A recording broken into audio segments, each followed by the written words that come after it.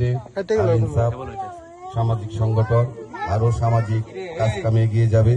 বিগত ঈদের সময় আমরা দেখছি যে আল ইনসাফ সামাজিক সংগঠন বিভিন্ন অসহায় দরিদ্র পরিবারের মধ্যে ওনারা বিভিন্ন খাদ্যদ্রব্য বিতরণ করেছে, যেটা আমাদের এলাকায় নয় মুরব্বী সহ আমরা সকলেই এটা প্রশংসা করেছি এবং সকলেই এটা নিয়ে গর্ববোধ করে।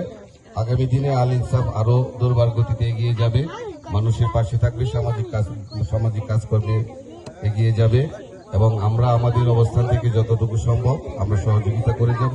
অর্থনৈতিক বলেন, সামাজিক বলেন, সকল পর্যায়ে আমরা এই আল ইনসাফ সংগঠনকে আরো বৃদ্ধি করার জন্য, আরো সামাজিক সংগঠনের কাম করার জন্য আমরা তাদেরকে সহযোগিতা করব, তাদের পাশে থাকব, এই আশা প্রত্যাশা করছি। এবং আজকের এই খেলোয়াড়বৃন্দ, দর্শকবৃন্দ সকলেই সুস্বাস্থ্য ও দীর্ঘায়ু কামনা করি।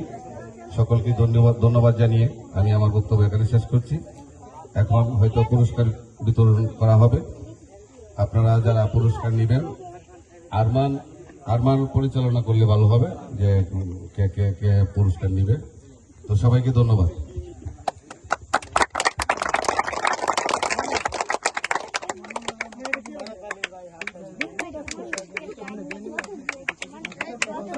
এই যে